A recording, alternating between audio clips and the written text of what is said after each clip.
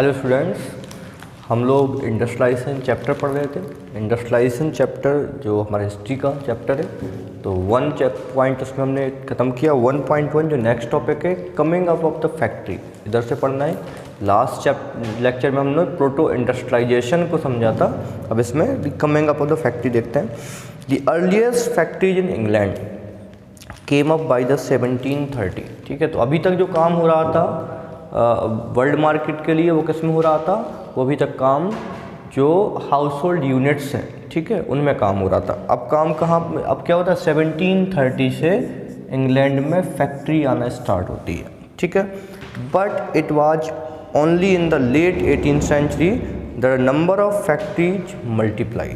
ठीक है, but it was only in the late 18th century, लेकिन ये लेट 18th सेंचुरी का टाइम था। The number of factory multiply, जब फैक्ट्री का जो नंबर है बहुत ज़्यादा बढ़ गया, बहुत ज़्यादा इंक्रीज हो गया। The first symbol of the new era was cotton. ठीक है, तो फैक्ट्री 1730 में आई, लेकिन क्या होता है कि 18th सेंचुरी के लास्ट तक बहुत सारी फैक्ट्री हो जाती हैं। ठीक है, एक फैक्ट्री से बहुत सारी फैक्ट्री बढ़ गई 18th सेंचुरी के लास्ट में। The first symbol of the new era was cotton. सबसे पहले जो इंडस्ट्री में काम हो रहा था कॉटन का, यानी कि क्लॉथ प्रोडक्शन का। ठीक है, जो फर्स्ट जो सिंबल था इंडस्ट्रियल प्रोडक्शन का वो कॉटन था।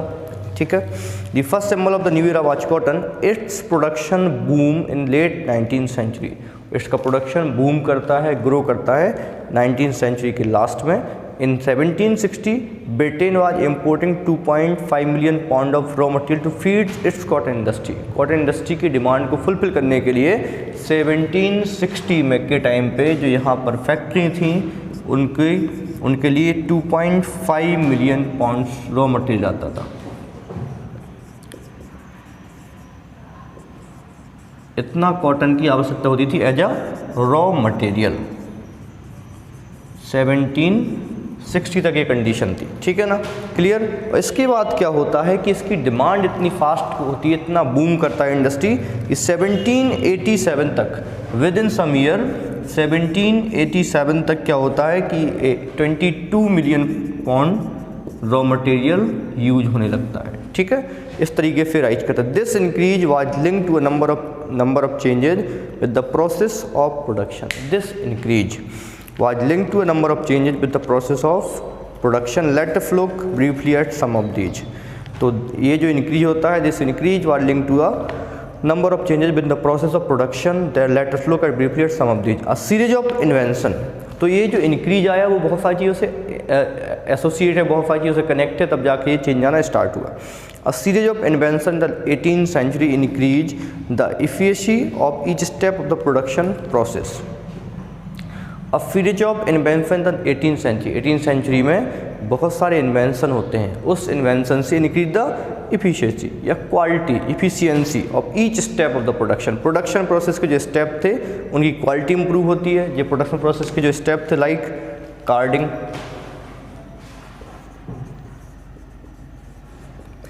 ट्विस्टिंग, ये सब जो स्टेप थे, ये सब क्या है, पहले कंपेरिजन में ज़्यादा आसानी से होने लगे। ठीक है ना, carding, twisting and spinning, rolling, ये सब काम आसानी से होने लगे। दे एनहेंस द आउटपुट पर वर्कर।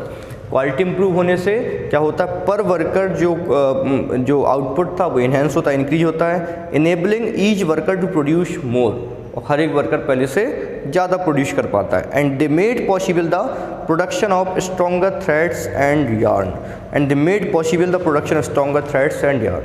और वो क्या करते हैं, they made possible the production of stronger, और उस वजह से जब हर एक वर्कर प्रोड्यूस करता है, प्रोडक्शन जो वर्कर का जो क्वालिटी होता है वो इम्प्रूव होता है, और ज़्यादा बेटर यार्ड और यार्न बनाना, थ्रेड्स और यार्न बनाना स्टार्ट हो जाता है।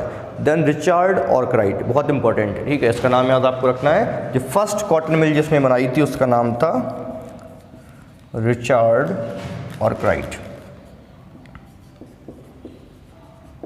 जो रिचर्ड आर्कराइट थे, the Richard Arkwright created the cotton mill. Till this time as you have seen cloth production was spread all over the countryside and carried out within the village household. Till this time as you have seen, तो इस समय तक आप देखोगे कि cloth production है was spread all over the countryside and carried out with in village house hold. तो इस समय तक जो प्रोडक्शन हो रहा था रिचर्ड आर्कराइट से पहले वाले टाइम की बात है, तो उस समय तक जो क्लॉथ प्रोडक्शन था वो कंट्री साइड विलेज एरिया में हो रहा था, जो कि हमने लास्ट लेक्चर में कंप्लीट किया था, and carried out within the village house hold, और विलेज हाउस होल्ड में हो रहा था। But now the costly new machine could be purchase. अब क्या था, कॉस्टली न्यू मशीन परचेज की गई, सेटअप की गई एंड मेंटेन द मिल, और मिल में मेंटेन की गई। With in the mill all the process, एक मिल के अंदर, ठीक है, with in the mill all the process were brought together under one roof and management. अब ये सब काम, कार्डिंग काम, ट्विस्टिंग का काम, जो इससे पहले हमने काम देखे थे, स्पाइनिंग होना, वीविंग होना, फिनिशिंग होना, कार्डिंग होना, ट्विस्टिंग होना, ये सब काम अलग अलग जगह हो रहे थे। हम कार्डिंग वाले के पास गए, वो 20 किलोमीटर दूर है, वो उसका काम देखा, वो सही से कर रहा है। इसके बाद क्या है, जब तक दूसरा वाला काम कैसे कर रहा है नहीं पता। लेकिन अब क्या हुआ, अब एक मिल के अंदर सभी काम होने लगे, तो were brought together under one roof and management, ठीक है। जैसे कि अपन अपनी कोचिंग से समझते हैं कि जब तक क्वेस्ट फॉर एजुकेशन नहीं था तो लोग फिजिक्स कहीं पढ़ने जाते थे, केमिस्ट्री कहीं पढ़ने जाते, मैथ्स कहीं पढ़ने जाते, सोशल साइंस कहीं पढ़ने जाते थे, बहुत सारा टाइम किल होता था, ठीक है। अब जब हम आए तो क्या हुआ, लोग एक रूफ के अंदर सभी सब्जेक्ट पढ़ने लगे, एक मैनेजमेंट के अंडर में सभी चीज़ें पढ़ने लगे, ठीक है। तो this allowed a more careful supervision. इससे फ़ायदा क्या हुआ, जब सब काम एक मिल के अंदर होने की वजह से सब काम कार्डिंग, ट्विस्टिंग, स्पाइनिंग, वीविंग, ये सब काम एक तरीके से होने लगे, तो this allowed a more careful supervision over the production process. तो इससे ज़्यादा केयरफुल तरीके से सुपरविजन हुआ प्रोडक्शन प्रोसेस, जो प्रोडक्शन प्रोसेस हो रही है उसको ज़्यादा अच्छे से देख सकते थे। A watch over quality and regulate of labour, ठीक है, क्वालिटी कैसी है उस पर नज़र रख सकते थे, लेबर पे रेगुलेशन, लेबर पे कंट्रोल कर सकते थे कि लेबर काम करे, मक्कारी ना करे, ठीक है। All of which had been difficult to do when production was in the countryside. ये सब चीज़ें करना जो कि अब वन रूफ के मैनेजमेंट के पे होने की वजह से आसान था, वो पहले डिफ़िकल्ट था जब प्रोडक्शन कंट्री साइड में हो रहा था। तो मिल बनने से ये फ़ायदे हुए। In the early 19th century, factories increased became an intimate part of the English landscape, ठीक है। The early 19th century के स्टार्टिंग तक factory increasingly became an intimate part, intimate यानी कि अभिन्न अंग, ठीक है, मतलब पार्ट बन गया, ठीक है, intimate part of the English landscape. England के बारे में मतलब हम विदाउट फैक्ट्री इंग्लैंड के बारे में इमेजिन ही नहीं कर सकते, इस टाइप का एक पार्ट बन चुका था factory. So visible were the imposing new mills. तो विजिबल जब यानी कि जो देखने वाले लोग थे जो वहाँ से गुजरते थे, visible were the imposing of new mills to magical seem to a power of new technology. तो ये न्यू टेक्नोलॉजी का पावर एकदम मैजिकल लगता था कि भाई कितनी बड़ी बड़ी मशीन्स बनी हुई है, बिल्डिंग्स बनी हुई हैं। दैट कंटेम्प्रेराइज वर डेजल्ट, मतलब कंटेम्प्रेराइज मतलब जो उस समय के लोग हैं, कंटेम्प्रेरीज मतलब जो उस समय के लोग थे वो डेजल्ट यानी कि इम्प्रेस हो जाते थे देख करके, ठीक है।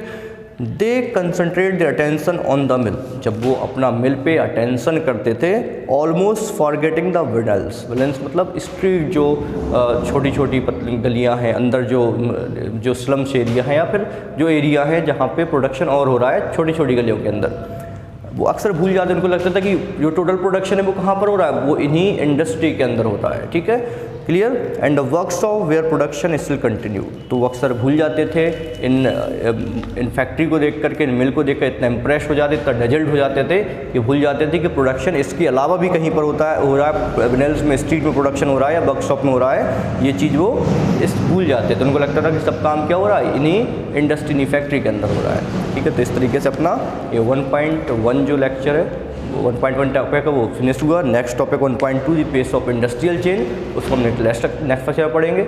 इसके रिगार्डिंग जो भी डाउट है आप क्लियर कर सकते हैं। Okay, thank you so much.